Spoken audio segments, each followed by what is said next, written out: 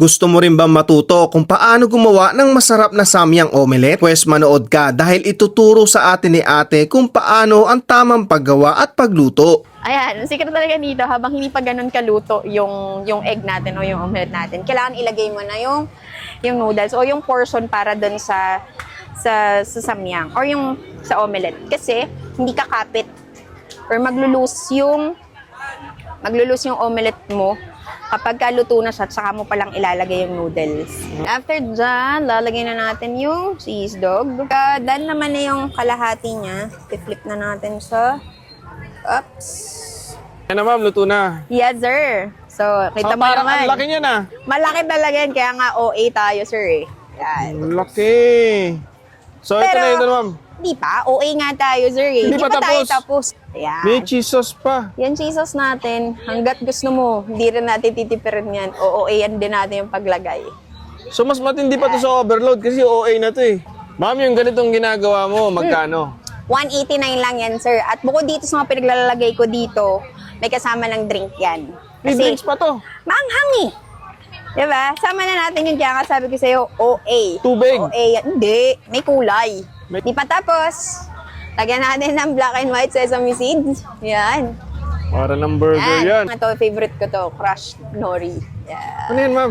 Crushed nori. Ito Crushed yung nori. nagpapasarap dyan. Okay na to ma'am. Di pa. Ito na yung last na pang OA natin. Ayan na. So, magkano lahat to? 189. Dito lang to sa may. Anong sayo? So, tikman na natin. So, alam niyo naman na kung anong lasa ng omelette, di ba? Samyang. Grabe, init.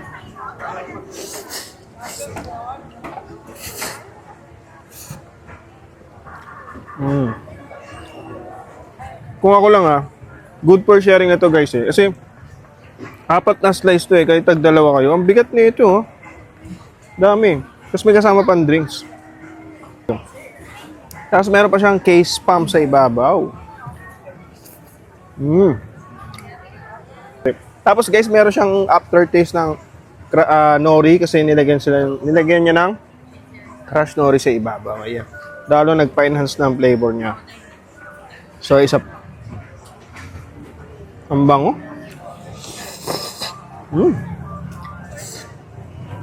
Siyempre, may kasama pa yan drinks, guys. Kaya ako sa inyo,